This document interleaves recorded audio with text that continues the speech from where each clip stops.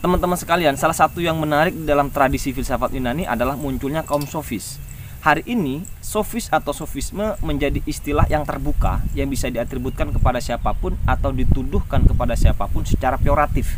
Apabila seseorang itu dianggap sudah menyampaikan argumentasi tertentu dengan nuansa retorika. Nah, sebetulnya bagaimana kaum sofis ini muncul di dalam tradisi filsafat Yunani yang secara sosial pada waktu itu sudah boleh dibilang demokratis? Dan apa ajaran-ajaran yang disampaikan oleh kaum sofis sebetulnya sehingga ia sedemikian rupa citranya begitu buruk bahkan hingga hari ini? Pada kesempatan ini kita akan mencoba mendiskusikan kaum sofis.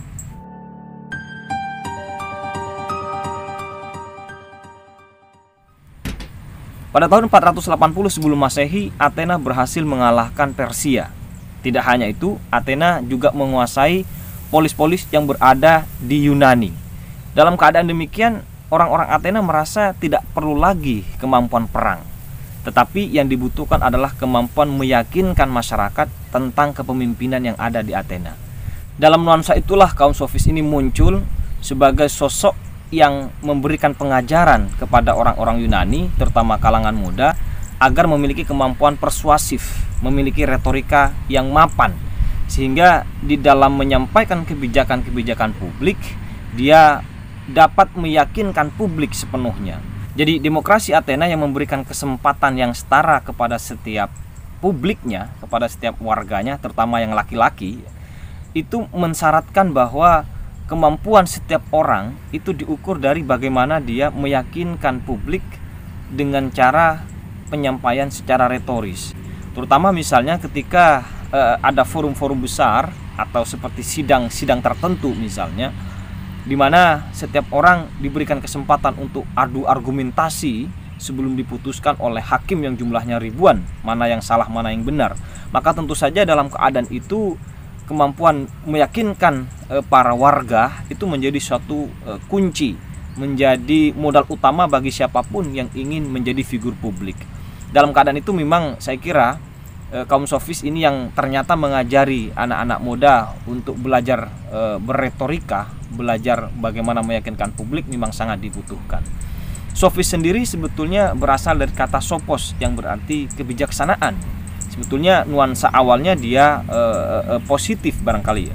Tetapi setelah ditulis banyak oleh Plato di dalam buku dialog-dialognya, di mana di dalam dialog-dialog Plato kaum sofis biasanya berdialog dengan Sokrates, rupanya kaum sofis tidak lagi bernuansa positif dalam konteks itu.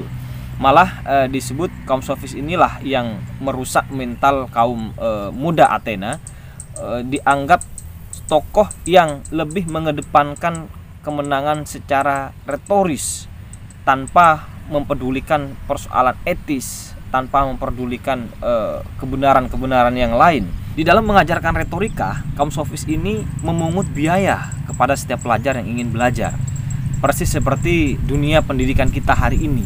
Kalau kita mau sekolah kepada sekolah tertentu, maka kita harus membayar sejumlah uang, baik modelnya itu uang gedung istilahnya begitu ya. Kemudian ada SPP yang dibayar bulanan atau uang semesteran yang dibayar 6 bulan sekali. Kaum sofis juga melakukan demikian. Karena ini Plato kemudian mencibir kaum sofis sebagai seorang yang membuka warung tetapi menjual barang-barang rohani.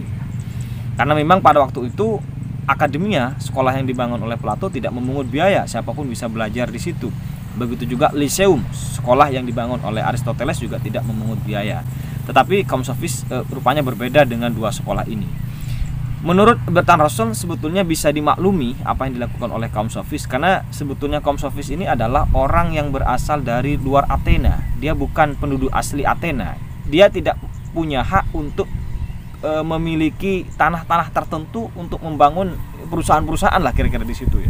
Karena itu untuk menopang hidupnya kaum sofis perlu bekerja. Salah satu kerja yang dilakukan oleh kaum sofis ini adalah dengan mengajari anak-anak muda itu bagaimana berretorika. Nah, karena itu menurut Bertrand Russell ini, sofis ini ya sebagai seorang yang butuh makan. Kemudian berbeda dengan Plato misalnya yang dinilai oleh Russell sebagai yang sudah cukup secara finansial pada waktu itu. Ya persisnya seperti kita, para guru-guru kita lah kira-kira ya, para dosen-dosen kita hari ini yang sudah menjadikan belajar itu sebagai satu profesi, tidak hanya untuk menyampaikan tentang pengetahuan, tetapi dia juga perlu hidup, dia juga perlu makan, dia punya keluarga, dia punya anak yang perlu dikasih makan. Karena itu dia perlu dibayar atas setiap kerja yang dia lakukan. Kemudian tokoh penting dari kaum sofis ini saya kira ada dua ya, yaitu Protagoras dan Gorgias. Walaupun ada tokoh lain seperti Hippias, Prodikos, Thrasymachus misalnya, banyak sekali yang itu kalau kita baca di buku-bukunya Plato itu menyebutkan banyak tokoh kaum sofis yang berdiskusi dengan Sokrates. Tetapi yang penting menurut saya adalah Protagoras dan Gorgias. Protagoras ini tokoh sofis yang menyatakan bahwa kebenaran itu ada pada setiap orang. Jadi setiap orang memiliki kebenarannya masing-masing. Karena itu kebenaran bersifat relatif di tangan Protagoras. Apa yang tampak sebagai benar pada satu sisi bisa kita lihat dari sisi yang lain sebagai sesuatu yang salah. Jadi apa yang tampak sebagai biru kira-kira, maka dilihat dari sisi yang lain bisa tampak itu adalah hijau. Tergantung misalnya pencahayaan matahari yang menerpa warna tersebut misalnya. Jadi menurut Protagoras di dalam menyampaikan suatu kebenaran, manusia itu seperti itu. Karena itu kemampuan menyampaikan argumentasi ini, logika dan gesture mungkin ya, menjadi satu hal penting yang itu harus dikuasai oleh figur publik sehingga audien itu bisa yakin dengan apa yang kita sampaikan.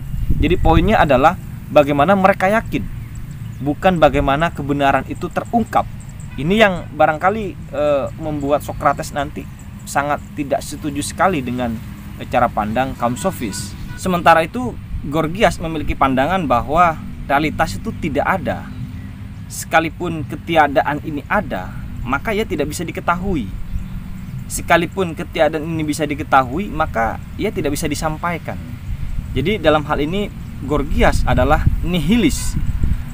Kalau Protagoras adalah relativis, maka Gorgias adalah nihilis. Jadi pendekatan utama di dalam tradisi sofis saya kira relativisme dan nihilisme menurut saya. Dengan berbekal dua pandangan inilah kaum sofis dapat menegasikan pandangan siapapun dan dapat merelatifkan pandangan siapapun di dalam suatu perdebatan tertentu. Inilah ajaran dasar yang kemudian banyak dikritik atau ditolak oleh Sokrates di dalam diskusi-diskusi berikutnya sebagaimana diurai oleh Plato di dalam dialog-dialognya. Kemudian sebetulnya retorika itu tidak buruk-buruk amat di Yunani. Terbukti Aristoteles menulis buku berjudul Retorika. Bahkan Aristoteles mengajarkan kita bagaimana berretorika yang baik. Misalnya ada 3 hal yang perlu diperhatikan: logos, ethos, dan pathos. Logos tentu saja berkaitan dengan bagaimana kita bernalar. Dalam hal ini logika. Kita perlu membuat proposisi-proposisi yang baik sehingga nanti inferensinya atau kesimpulannya juga baik. Kemudian ethos. Ethos ini berkaitan dengan nama baik dari seorang pembicara. Dia tidak cacat secara publik. Track recordnya baik. Kemudian yang ketiga adalah pathos. Pathos ini emosi. Emosi dalam hal ini berkaitan dengan bagaimana membuat publik itu merasa yakin. Bagaimana publik misalnya dalam keadaan pembicaraan yang beku misalnya, maka seorang pembicara dengan retorikanya harus mampu mencairkan suasana. Itulah yang disebut dengan pathos. Dengan 3 hal ini maka retorika dapat dipraktikkan dengan baik. Hanya saja mungkin perbedaannya dengan kaum sofis adalah kalau kaum sofis ini murni untuk kepentingan memenangkan suatu perdebatan di dalam arena publik, sementara bagi Aristoteles adalah retorika yang digunakan untuk menyampaikan kebenaran-kebenaran tertentu yang itu sebagaimana diajarkan di dalam filsafat. Lantas bagaimana kalau sofisme ini kita bawa ke dalam dunia kita hari ini? Saya pernah membaca buku berjudul Condition yang ditulis oleh Alain Badiou. Alain Badiou mengatakan hari ini kita perlu menulis New Republic, kemudian New Symposium, The Protagoras, The Gorgias, atau lebih jauh The Nietzsche, The Wittgenstein, The Rorty, The Fatimo. Ini satu sindiran dari Alain Badiou bahwa tokoh-tokoh seperti Wittgenstein, Nietzsche, kemudian Rorty dan Fatimo itu dianggap tokoh-tokoh yang bernuansa sofis. Karenanya ia perlu ditulis, perlu dibantah sebagaimana Plato menulis The Gorgias The Protagoras, dan magnum opusnya The Republic. Jadi kita perlu menulis suatu buku yang bisa menjawab persoalan-persoalan yang dibawa oleh ajaran-ajaran seperti Wittgenstein, Nietzsche, Rorty, dan Fatimu. Artinya apa? Bahwa postmodernisme hari ini bagi Alan Badiou sudah menjebak kita ke dalam dunia sofisme, dunia relativis, dan dunia nihilis, di mana seolah-olah tidak ada lagi kebenaran. Kebenaran menjadi sesuatu yang sangat tersembunyi yang tidak bisa lagi kita sentuh. Kalau kita lihat kondisi ini, sepertinya apa yang dinyatakan oleh Alan Badiou ini sangat tepat jika kita bandingkan dengan apa yang terjadi di Athena, yaitu dalam hal ini munculnya kaum sofis. Ditambah lagi hari ini misalnya media yang muncul, media menjadi medan utama dalam diskursus politik kita. Jadi apa yang dikatakan media akan mengubah narasi publik, akan mengubah cara pandang publik, sehingga bagaimana media itu dikonstruksi, bagaimana media itu dibikin sedemikian rupa, itu menjadi sesuatu yang dapat menciptakan persepsi tertentu di publik, sehingga orang-orang kemudian berbondong-bondong menguasai media untuk menciptakan persepsi publik tertentu. Yang terjadi apa? Di kalangan publik menjadi bingung mana yang benar, mana yang salah.